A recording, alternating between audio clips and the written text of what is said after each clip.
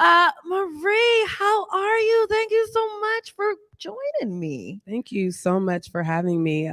Excuse me, I'm a little congested, but I couldn't miss this opportunity and I was really honored by your invitation. So thank you. I'm honored that you came. I know it was like a really random text, but I was like, you know what? Marie is someone that I just feel like you're a lot like me, where like you're always trying to put things together, trying to bring people together, but yeah, people are always like, well, what do you really do? You know what I mean? It's like, how do you do all of this? So I definitely want to bring you in to not only talk about that, but there was I was seeing an interview of yours where you were talking about African Americans and Africans coming together and being Yes. more so as one. So Yes. I kind of wanted to start this out there and then Sure. move into Friends of Waterfront. Sure. And for me, I went to Cleveland High School. I went to Franklin for 1 year, and then I ended up going to Cleveland for the last 3 years.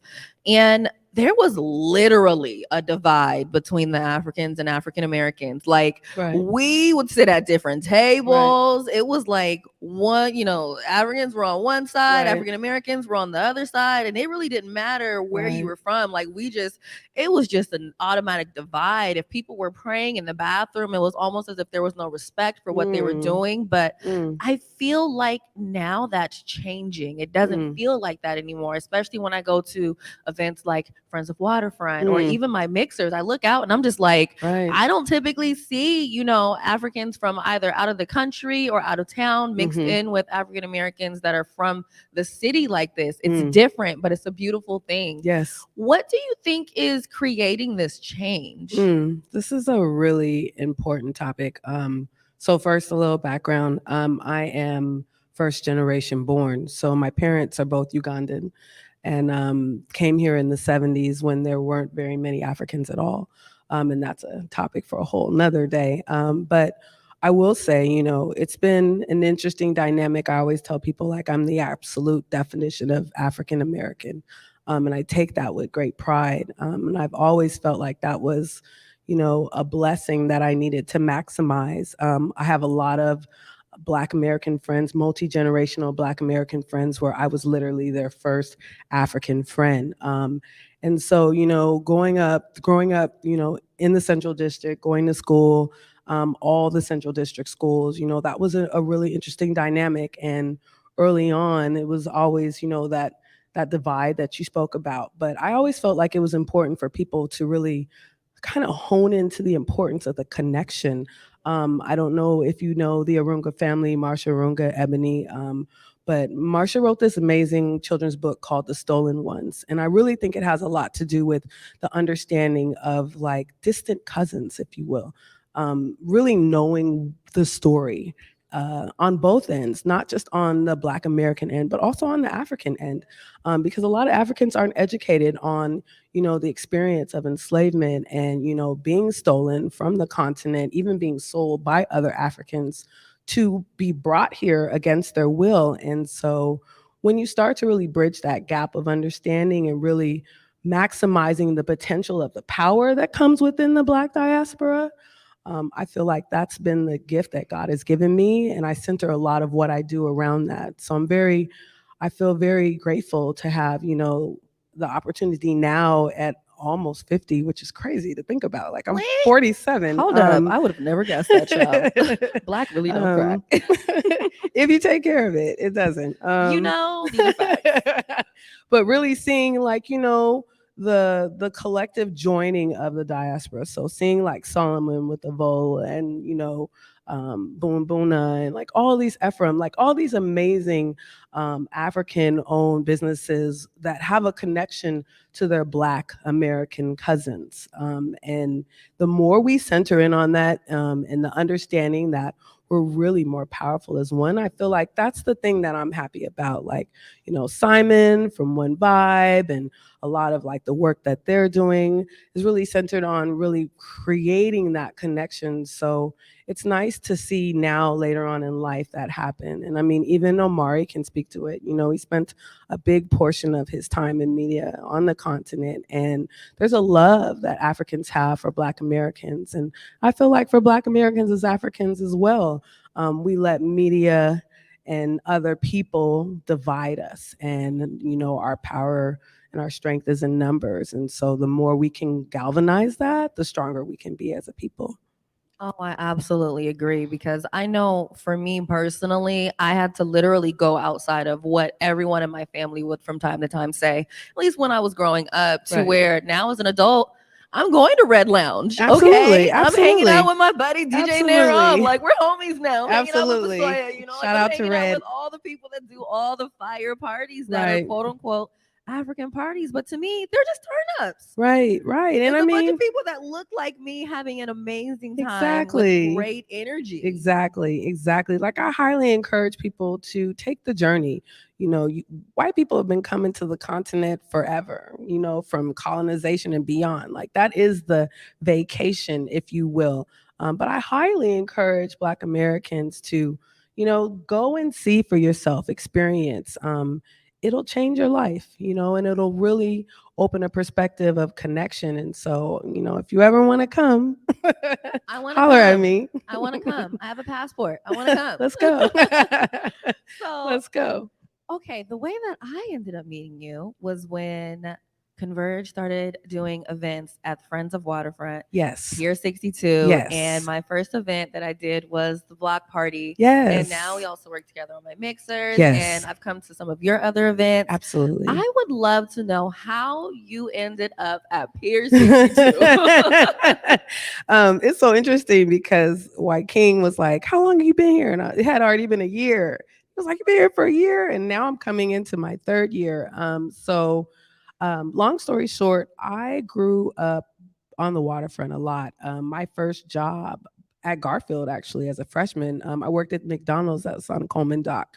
So I've always loved the waterfront. My mom took us to Ivers back in the day. That was like our celebratory place to go. All black people like that place. Okay. Well, now Until it's my like the Crab Shack or something like that. But yeah, back in the day it was Ivers. And so I'm always been a big lover of water. We live in a city where we're surrounded by water. And so for me to be that close was really powerful. So fast forward early 2000s, yes, I did, the concerts, summer nights at the pier, Erica Badu, Patti LaBelle, like all those amazing concerts. And so when I had the opportunity in early 2020, after all the things started to happen, COVID, civil unrest, I was laid off. I actually heard about it through another organization that I was applying for, and someone felt like my skill set would be better suited. And so I was subcontracting under the Vivian Phillips, who was curating the Artist in Residency program for Friends of Waterfront Seattle. Shout out to Takia, who was our inaugural Artist in Residence. And she brought me in to do some research for her. And I low key let her know, like, Miss Viv, like, I want this job. I want to do community engagement for the waterfront, and nobody knows about it. And so, applied, was hired, and just went to work. Quietly starting to try to figure out why nobody had heard about it.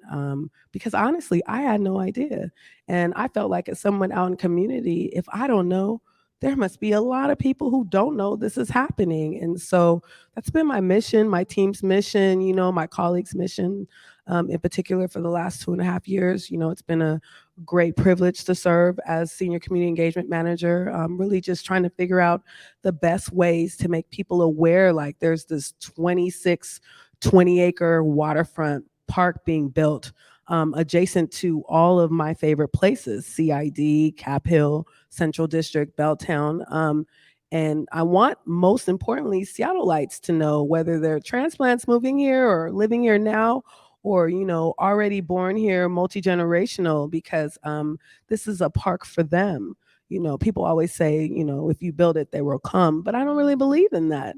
I think without making sure people know about what's happening and really including them and getting their buy-in, they can go somewhere else.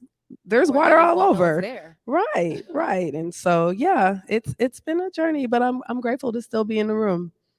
So one event that we recently did that I truly loved was Pure Sounds. Yay. And I enjoyed it because in that moment, I was able to really appreciate the different kinds of music that we have here in Seattle. Yes. And in particular, the PNW. And I Right. was like really just man, we don't have one sound. No, not at Not that I all. want us to, but it took that moment to hear all those different acts. And then also for Shayna Shepherd to close it out, for me to be like, dang, a lot of our artists really do have like 4 or 5 different genres Yes. rather than being like, oh, I have to be R&B, I Right. have to be hip hop. It's Right. like I can be whatever my vocals allow me to be. Exactly. Exactly. I mean, and you lend to a really good point. Like, look at Aaron Jones and like there are so many different sounds that are cultivated in this community, and I feel again that has a lot to do with how connected our cores are.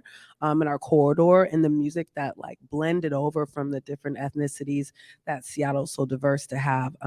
Shout out to Kelly also at Friends for curating Pure Sounds.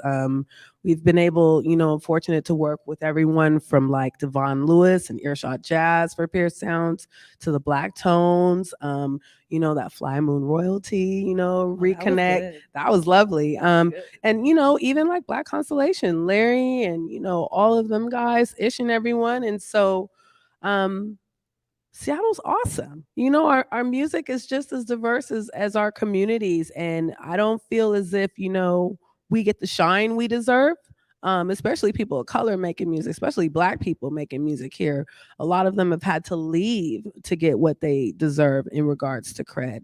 But yeah, I hope that people keep plugging in. If you know any great artists you think should be displayed for Pure Sounds, please let us know. Could you let them know where they can contact you? Because I'm pretty sure that Yeah. there are a lot of artists that are like, man, I would have loved to have had that opportunity Right. being like that audience was huge. It was Yes. so vast. Like, Yes. where could people reach out to yourself or Pier 62 to be a Yes. part of your upcoming events? Okay, so if you want to know anything about what's going on at the waterfront, in particular regarding the programming, please check out waterfrontparkseattle.org. Again, waterfrontparkseattle.org. You can get all the latest and greatest information about the project, about the programming that's going on. If you're looking to learn more about even being like a vendor, we want to hear from you. If you want to learn more about how you can be connected in community, Marie at waterfrontparkseattle.org. And before I let you go, I gotta ask you this question. Okay. When did Marie fully embrace who she was as a Black woman and the power that comes with it? Ooh, really? That's the last Yeah. question? I didn't say it was gonna be an easy one. It's just the last um, question. it's an evolution every day, right? Every day I am embracing the new things that God is showing me. Every day I'm taking a moment to really think about, what it is that I am now. Um, and where it is that I want to go. I'm very fortunate to have some amazing mentors in my life, and a really solid Leo mom, Leo African mom, who don't play no games. But I'm fortunate. I'm inspired by, young Black women like you and, like the beautiful folks in the audience. And I feel like as I get older, I really just center on like I'm gonna show up who I am as I am. You're gonna accept it or you're not. And I'm gonna do my best to do that in the most loving and kind way as possible, but with intention. And I hope that it's received. And that's how I move and groove.